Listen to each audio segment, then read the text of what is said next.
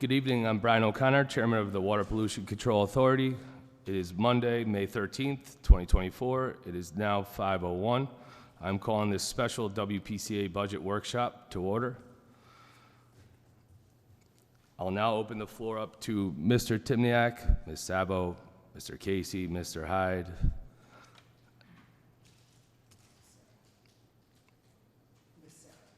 Sarah. Good evening, everybody. Thanks for coming. This is the final budget workshop meeting. This is for the Water Pollution Control Authority. This is a town enterprise fund. It operates as a utility. It was described at the last WPCA meeting. John Casey went into some of the larger projects we have coming due. And I also spoke about a couple situations we have to deal with, which is going to most likely cause an increase in the user rate for this year. So I'm happy to get into it. I'll pass it off to Tom Hyde right now to talk about the meat of the budget. Good evening, Chairman and Board. Main items I had, this is about $1,011,808 increase. 49% of that is, or $500,000, possibly up to $700,000, addresses the sludge hauling and disposal increase that took effect in July of 22, just after we had passed the 2023 budget. And it hadn't been adjusted last year either. We had let it go by. But so that's pretty much half of the increase here. 29% of it is the administrative costs, including payroll, health insurance, retirement, bond payments. And the remainder, 21%, addresses the actual operations costs, such as repairs, parts, equipment, lab equipment, testing, water, gas, electricity. And these operational expenses have been receiving approximately a 1% increase for the past 4 to 5 years, where the actual market has been giving us 10, 20, 30, and in the case of sludge, 50% increases. So at this point, operations does need some relief on that. That's all I have for now. So to highlight two things which have come up, which absolutely have to be addressed this year, is one, the shortfall in the sludge, as Tom said, could be an increase anywhere between $500,000 to $700,000. And then we did the estimate based upon what we need to have in the bank for the overages for some of the some of the engineering projects. We have that number anticipated at about $1.4 million. Which was a number we didn't have when this budget was printed at the time. So does anybody have any questions about any of the line items in the budget? Tom is here to answer them if you have any of those, or we can go through them, what they compose. I know this is your first year listening to the WPCA stuff. Mr. Chairman, what's your preference? Questions or? I would say anybody have any questions first? Through you, Mr. Chairman. Thank you. Under revenues, on page 59, the revenue line ending 6528 refunds. Can you please explain who these refunds are going to and what they are for? This year's budget for $450,000 more than last year. $250,000 versus $200,000. If you could just explain the reason for the adjustment.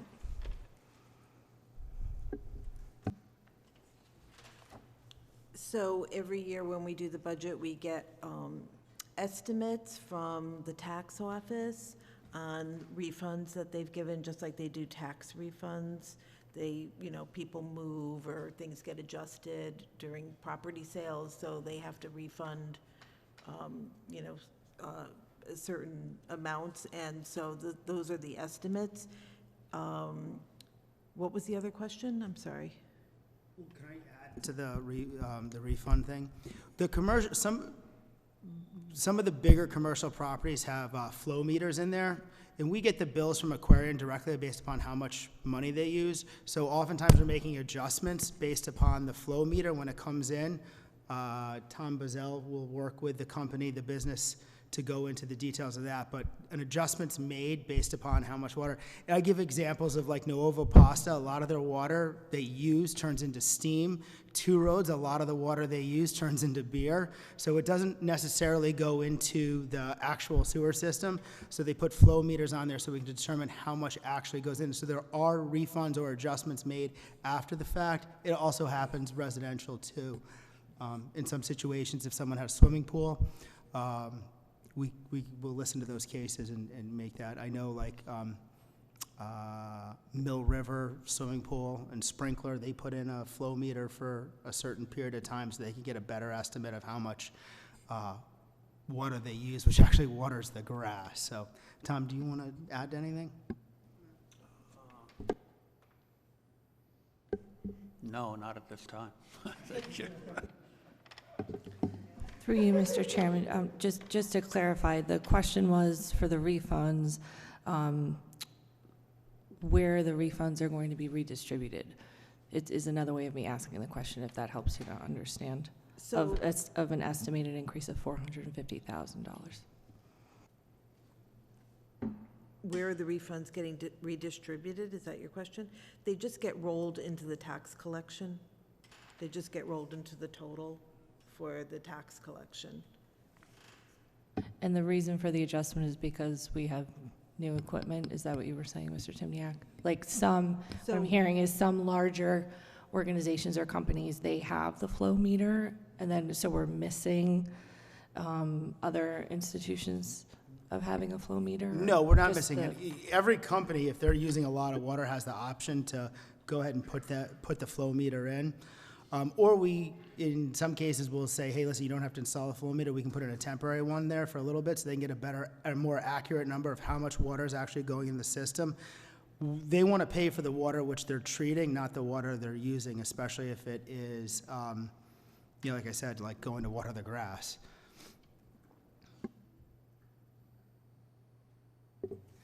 Are there any other questions? Through you, Chair. Just still looking on, let's see, so I guess with the sludge you mentioned, big cost driver, obviously. I see we budgeted last year for 12 million. Do we have a projection on where we're actually going to wind up this year? We budgeted 1.25. Well, I for that line item, I understand, but okay. You said 12 million. But, It was 1.25. yes, sorry, I was referencing that line item as a driver for the overall budget, and then I was talking about specifically that the overall WPCA budget was 12 million. Sorry for the confusion. So Where are we going to wind up relative to that, At since this we're time, almost through the year? this year will be coming in at just over 1.5 million. And I spent Friday at the Managers Forum. The DEP announces the new legislation they've come out with and so forth. And with PFOS coming out, they've finally chosen some that they're going to regulate. And over the next year or so, they're going to figure out the exact regulation in the next couple of years. They will be working on how we will measure it. In the following 4 to 5 years, they will be working on getting everybody to conform to it. All of it requires higher-end incinerators or operations, so we're going to continue to see increases in the cost of sludge. We had talked about dewatering our sludge, putting a project together on that. I'm not sure if it's the best idea to move forward on that. We thought we could save some significant money, but I would hate to spend $1 million or $2 million on equipment to have them come in with regulations that said that we did that wrong also. So they are at this time not building incinerators or changing processes until we know exactly what we have to do in the end. So, what? question specifically. Okay, yeah, So right now, we're projecting a deficit for fiscal year '24. Is that what you're asking? yeah, that was part of it, yeah. So we're right a little bit over $300,000 deficit. Okay, so we're projecting basically 12.3, Something. okay, for all of WPCA. And the major driver there, like you said, was 1.5 million on sludge as opposed to the budgeted amount. Yeah, plus it's gonna be 500, and that's a tricky thing too. Like, I've looked and talked to a couple other towns. If we go towards the idea of dewatering before, the sludge companies, I think there's only 5 in the state of Connecticut. There are basically one hauler. Yeah. Microphone. 5 incinerators in this region, which includes Woonsocket, Rhode Island, Mattabesset in Middlebury, New Haven, Naugatuck, which most of our material goes to, and one up in New Hampshire. And they were all at capacity. So in my theory, it's just a theory, but it's a business management situation where we go ahead and we dewater and we get lighter. Well, we're still tied to the one plant. If that one plant's making less money off the town of Stratford, they may want to replace us or opt to go with another company or another town. It's one of those tricky things where if there's really, really some meat on the bone in doing it and making the investment, then it's definitely worth doing it. But if the numbers are so fractional, I don't know that it's worth investment and the risk with Synagro in losing that, because any investment we make, they make less money, and then we end up driving to like Tolland versus West Haven. Are we in New Haven, West Haven? What are they driving in now? Naugatuck. So we'd end up driving it further, and then we lose our savings in shipping costs. Thank you. So my understanding with that, obviously it is an important thing to consider, the cost benefits, so thank you for doing the homework on that, this is the solids that get filtered out at the water treatment plant. Tom, you gave me a great tour over there. Very interesting stuff. We take those solids, we don't press them down or anything like that excessively right now, and as a result, we're trucking 5 loads a day up to Naugatuck, right? It's about 5 truckloads a day, and that's about $750,000 a year that of that sludge line is specifically on the trucking. About 50% of it is on the trucking, yes. Okay, but that's the same company, Chris, you're saying, as the incinerator people? So because if we compact the sludge with the truck, right, that primarily we're saving on trucking. They may still charge us not quite as much also to incinerate, but it won't be as pure a savings there. You're right, that's a good point, because we did factor that in, Councilman Green. My concern I had was when we went so hard after them, when they increased the cost, we had a meeting there, we came to the realization that it's a monopoly, and I really worry about that. So if we're saving 1 truck a day, we'd be saving 4. For a week. We'd go from 5 trucks a day to how many trucks a day? To 1, he's correct on that. Oh, just to 1. We'd be saving 4. I thought it was 1 truck. No. We would reduce about 75%. So we're about 4.5 trucks. We'd be a little over a truck per day. See, I'll withdraw my previous statement. So it definitely something that I would hope we look into, because there is some serious cost benefit to look there, since it is a major driver for us in our costs. Thank you. I was just one of the questions you had asked was the trucking company and the incinerator the same company? And Synagro, who does the hauling, actually contracts the haulings to another company, has bought the capacity from Veolia for their facility. So they control what goes into that facility, whoever's hauling it.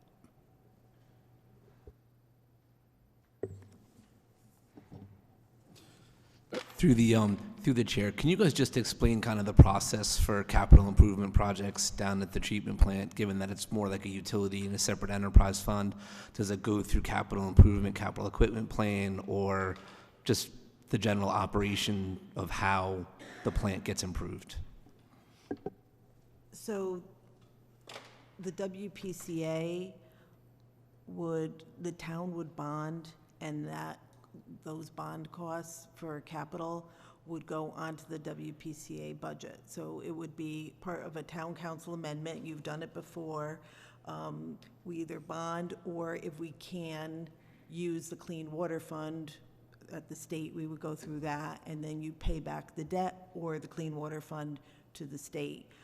The town council would authorize that, and, you know, we would move forward with that. I'd just like to point out that in the capital plan that's approved every year, for several years, there has been an allocation in the plan. You'll see the funding sources, and it will say WPCA or EMS or general fund or bands or bonds or LoCIP.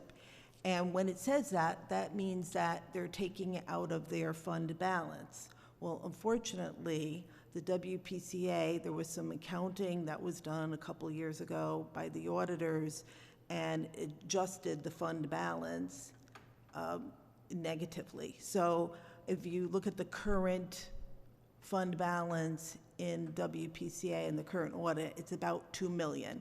And like I said, we're about 300 and something thousand short. And if you look at the budget in the book, on revenues, you'll see that the gap for 25 is 635,916 that would be needed from the fund balance if we don't raise rates, and if rates stay the same. And so that would wipe out about 1 million of their 2 million, which is a very small number, unassigned fund balance. And we are also under order from, is it from DEEP? To maintain a higher fund balance to cover emergencies and, you know, projects that, you know, they want to make sure we have enough in there for maintenance of the system. On top of these larger projects, like we just did a $24 million project that the council had approved, and we began paying that back, and that was the last time we did the rate increase to pay back that $24 million. So these projects now that we're looking at could be about $13.5 million for the town's share. We have other funding going into it from federal sources and state sources, but it could be 13.5 that we would need to bond or use Clean Water Fund, and that's going to have to start being paid back next year. So Not included in this budget. Yeah, I will add that as we talk about the rarity of a rate increase, I've been here 9 years, we've only increased the rates once. I don't think the rates have increased in over 11 years at this point. Now, is that, John, is that? It's pretty close. Yeah, probably around there. So it hasn't happened a lot, but you reach a moment where we're at where we have to pay for the overages in the projects, which we know are coming due, which we're excited to get done. And we have to pay back the bonds, and we have to address the Synagro at this point. So, open for more questions. Through you, Mr. Chairman. Please. Thank you. On page 59, the revenue line ending 4064, arrears sewer use interest is rising to 250,000 from 175,000.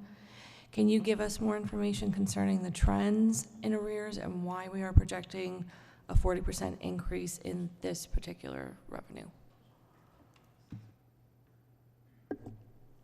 Again, if you look at the numbers in the past, it's actually been higher. So these are just estimates that we get from our tax office based on, best guesses at the time that were, to project for the budget at the time that we're doing these. So,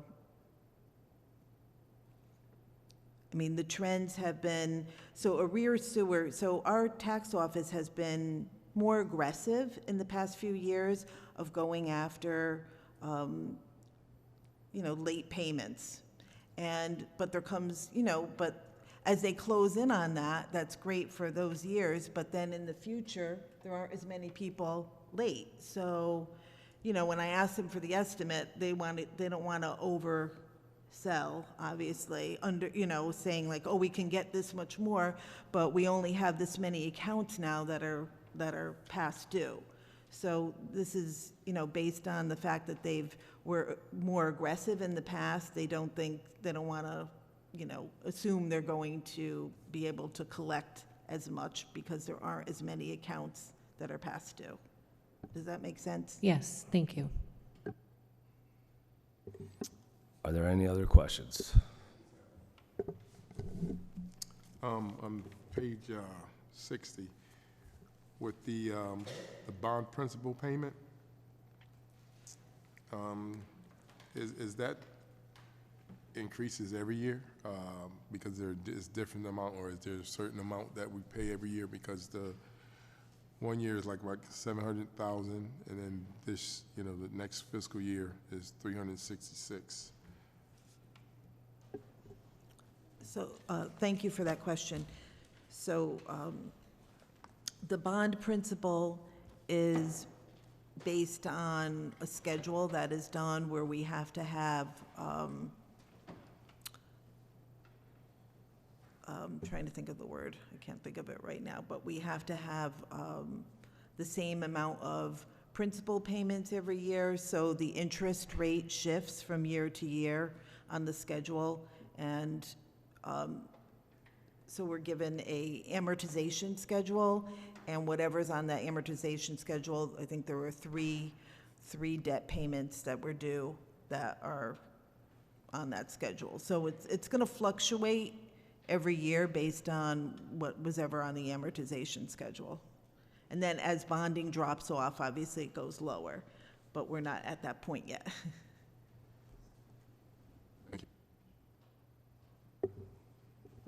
Mr. Green?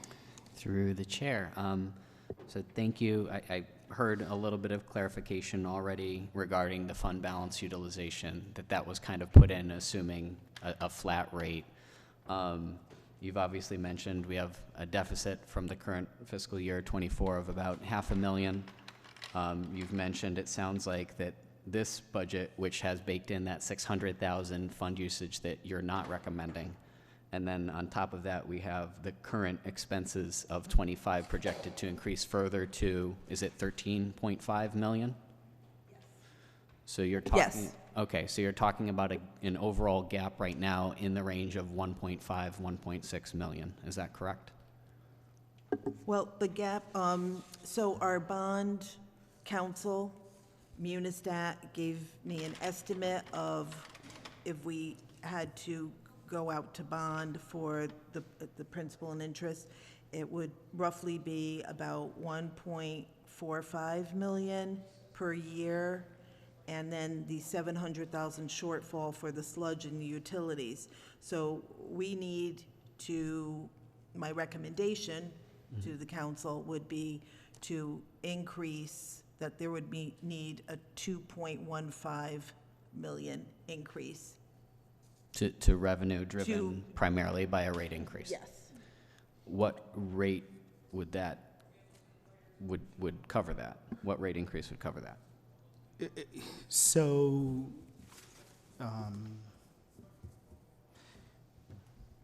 it's hard to give you an estimate because it can be broken out in different ways, but we're looking somewhere between a $50 to $85 a year increase to residential, which would be about $1 a week residential. And the current rate is The current rate is 416, yeah, 484 A year. a year. okay. So, but the reason why the fund balance was left in the budget was because we didn't have a completed audit yet, so I couldn't paint the full picture. So we had to put a placeholder in there because we weren't necessarily sure where we were gonna end up. Now there's a question which should be debated on the percentage for commercial increase versus the percentage of residential increase, because there's different options we can look at that way. So it's going to break down somewhere in that area I just defined. In terms of what's recommended, okay. Yeah. I mean, definitely that's a key question. We want to make sure we understand what you are recommending here, because all we have is that prior proposal. So will we be getting something in writing with the updated version of that? So the way that we handle this budget, because it is a commission that does, approves the rates every year, it's not, normally we don't propose it in the budget. We just do a status quo budget and show you the differential that, for the gap that's needed. So at that time, like, we wouldn't put that in here. Right, I So know that overall, you, it's just gonna show the total maybe that's needed, but you have to, the commission will have to decide how you're going to break that up. I'm going to try to get you as much information as we have in real time. We do have consultants. We've talked to like Bill Lindsay on what he anticipates potential bonding going out. We haven't picked a bond date. So what it boils down to is his best estimate of when we would go out to pull the cash back in for the town, which most likely will be in October, November, January timeline, somewhere in that area. We know that the sludge number is going to be pretty static because we have a contract with them. The big variable. the bump was 2 years ago at this point, Yeah. for sludge. Okay, yeah, and Dawn, thank you. I wasn't trying to say that we should have had that information sooner, but I was saying that before we vote as a commission to make the decision that I do want to be able to consider and weigh your recommendations. This is what you guys put your full time into. So having that in writing will be useful. And to other Councilman O'Neill's point, it does sound like a lot of this working in that $13.5 million in bonding. It sounds like that's not necessarily going to impact us this year, right? On this budget, It will. it will. It Okay, will. so that's the other thing is when you do that, like Dawn was talking about the amortization schedule for the bonding, sometimes it's cheaper year one, it goes up, it escalates, and then it plateaus, it levels out. Because a lot of the companies assume that you're going to refi your bond 7 years in, 6 years in, so they hit you with a higher rate up front, and then you do. So it's one of those things, like if you're going to raise the rate this year, you probably don't want to touch the rate. You want to get this number right for the next couple years, so you don't have to go back and forth, and you're not tinkering back and forth for multiple years on this. So, especially, I know we hadn't raised the rates in some time, and last year we did raise, and this year it sounds like we may have to again. We definitely want to have. no, Oh, sorry, that was 2 years ago. Thank you. The fiscal years get mixed up, but we definitely, since it's in a relatively short time after being stable, want to have all the information we can before making that. I do have one more question, then I can leave it for others, but just to get my final question out. I remember in the April superintendent report, it was mentioned the 2 positions that retired. We're having difficulty filling those still. I know because people qualified with that certification are rare. I remember you told me about that in the visit. And connected to that, it seems like on the OT line ending 6020, we have about almost 30% of payroll is going towards OT. Is that not filling those positions going to drive? Is that going to change the budget up by driving OT, or is it going to be realized savings in salary? How is that going to impact us? So, just so you know, because it's a 24/7 operation and there aren't scheduled shifts on the weekends, like there isn't like somebody who works a Tuesday through Saturday, there's always going to be overtime covering the weekends. But we haven't been able to fill those positions yet. We're struggling. It's just almost impossible to find people with the proper certifications, but we're hunting hard and we're trying to get creative with HR, seeing if there's any kind of training programs and stuff like that. The issue is that you need on-the-job experience to get these certifications. So, doing the training is not as easy as it can be because you can't just pluck somebody out of the job they're doing now because that leaves a vacancy. So it's a game, and we're getting creative and hitting up every website that has anything to do with wastewater, that has job postings, and we're working hard at it. But that is driving the overtime up, but the salary is going to come in much lower, obviously, because those positions haven't been filled. Is that going to net out to any change in either direction, do we think, or it's going to be flat, but it's obviously less than ideal that we don't It's fill? definitely less than ideal, that's for sure. Thank you. Are there any other questions? 3, Mr. Chairman. Ms. Shake? Thank you. Also under expenses, lines for bonds 6902 and 6921. They've risen over the last few years from a combined 2.9 million in fiscal year 2021 to 4.5 million in the proposed 2025 budget, about a 55% increase over 4 years. There is some volatility there, especially in the breakdown between the principal and the interest payments. In the last WPCA meeting, you updated us on some of the upcoming necessary projects driving this year's increase. Can you give us a sense of where these bonding costs are projected to be heading over the next couple years? So that's when we increased the rates because there was the payback of the 24 million.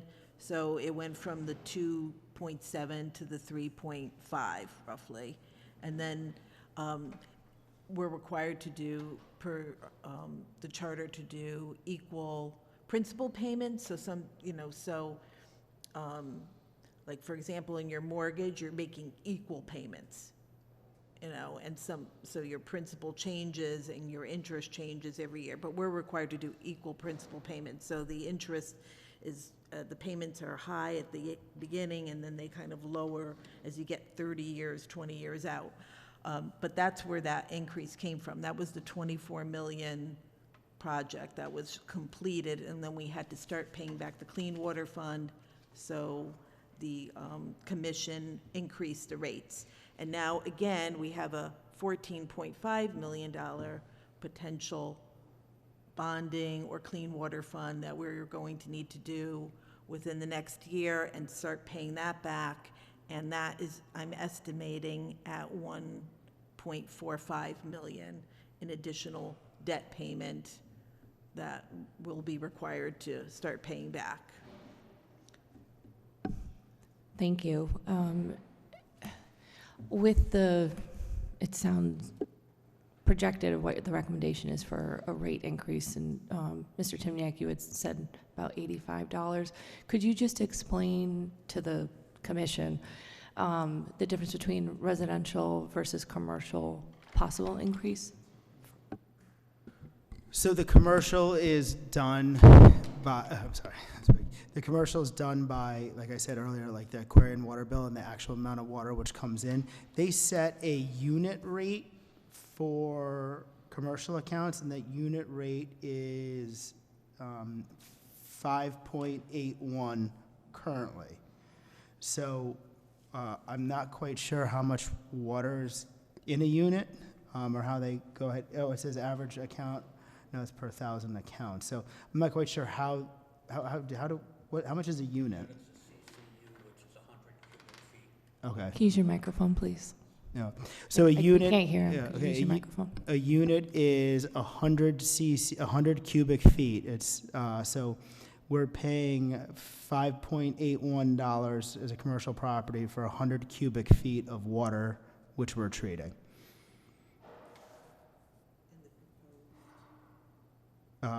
And the proposed increase potentially would go up to $553. $7.12 per month.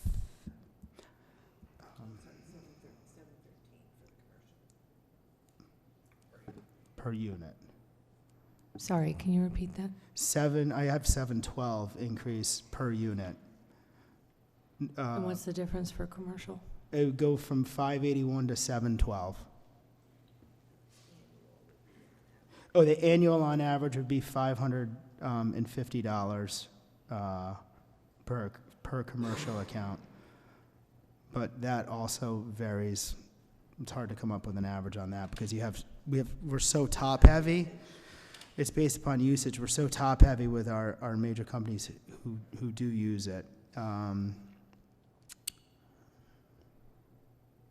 That's all I got. Thank you. Do you want to ask Tom more info on that? Oh, I would, Do you have anything to Tom, add, if you'd Tom? like to offer any of your observations or response. Cubic feet. The CCUs, the unit, is 100 cubic feet. A cubic foot is 7.48 gallons. So 100 cubic feet a unit would be about 748 gallons. We typically reference at about 750 gallons. Thank you. And then just to clarify again, so residential versus commercial. What are you recommending? Do you have any recommendations for the commission? So, I mean, I don't have anything formal. What our draft notes today had, and just a draft on it, commercial was going up from 484 to a residential going up from 484 to a possible 530. So we're trying to keep it obviously as low as possible and find the balance between commercial. There are numbers, especially on the commercial side, which are hard to hit with an arrow, but also trying to keep the residential down as low as we can in a ever-changing, more expensive industry with, as Tom highlighted, DEP, PFAS requirements coming down the pipe, which we're trying to have in the back of our mind, and knowing that this is one of those rates we sort of never want to touch. Do you have an average for commercial? And do you have an average, at least an average? I gave you what I thought our average was going to be, would be 550 average Up to 712? per year. Oh. Yeah. Thank you. Are there any other questions? Yes, Mr. Chairman. Through you to Mr. Timiak, just to clarify something that was said before, you had mentioned that like a commercial business like a Nuovo Pasta, and their use of water, a lot of it gets converted into steam. So if someone were to kind of, say, get their water usage information from Aquarian, they have a flow meter so we know how much gallonage of water is ending up at the plant versus what they use. Yes, the larger businesses do that. And then if someone got a spike in their bill and they wanted to see what happened, we would recommend putting in a temporary flow meter at their business to determine like what actually came through. We do have a lot of businesses which use a lot of water. And one of the places we were thinking, there was a grow lab which was talking about going into, I forget the name of the building, but like they were going to use a ton of water. Which would have never hit our sewer system because it would have been in the plant. So each business is unique in how they go about dealing with how they plan for this. I just want to add that those number of units are already included here. So if they already have a flow meter and those units aren't being included, it's already taken out of this calculation. Excellent. All right. Thank you. Thank you very much, Don. And thank you for that. I just wanted to make sure that, I know different people have kind of arrived at different times. I just want to make sure that everybody has the same understanding as those of us who've been here since the beginning. So thank you, Mr. Chairman. Thank you. Through you, Mr. Chairman. Ms. Shake. Thank you. Off of what Councilman Llewellyn was leaning in towards. So for the commercial properties, because not all of them have flow meters, is there an incentive from the state? Is there anything that exists out there that would incentivize them to be able to have it? Are there... So the incentive would be that they would pay an accurate bill, so they would take the savings they get from paying the right size bill and convert it over an ROI of like 3 years. They're like $7,500, unless you're a massive company and you have a bigger outflow, but they're not installed. What are they? It's not that expensive to install them. Relative to the water bills, what they can save when you're talking about something like Nuovo, or it's 75%, or at the brewery, then the cost is insignificant. Thank you for clarifying. So it sounds like there's not really an incentive out there for businesses to be able to have that applied to their actual business. It just sounds like, because we're trying to estimate, right, and not actually being able to calculate the full ramification because there's no measurement. There's no full measurement. There are some companies that do. So if there's a way for us, not us, it could be the state, it could be the federal government, I don't really care, other than the town of Stratford having to offset that $7,500 on average of what you were saying it would cost. No, so, I mean, the 75, it's a business expense too, so they would write that off. So they wouldn't be, like, it's not, and we do have an estimate. We have last year's numbers. We probably have companies adding 2 flow meters a year. If it's not some, I mean, they know this process. They know it early. So it's a big bill they get if they're not putting the water in the system. But I feel bad for the residents, and then I also feel bad for the businesses that are then going to be lumped with the most likely increase. Just to, This is this, probably let's- their- this rate increase has us still below our neighboring towns, so it's not, we've done a very good job. And the other thing is too, like, as we talk about these projects we've invested in, well, they've worked. You know, they have kept prices down so that we haven't had to have, like, bi-yearly rate increases. And, you know, we've gotten a more efficient plant over the years because of what we've done and decisions the council's made. So the process has worked pretty good for the last, 10 years on this. And through you, Mr. Chairman, just to clarify, last year with WPCA, 2 years ago, Ms. Shake, yes. you asked through you, Chair. Oh, I'm sorry, through you, Mr. Chairman. Yeah, just, let's keep it to questions about the budget and not statements, please. Thank you. Thank you. So 2 years ago, when we were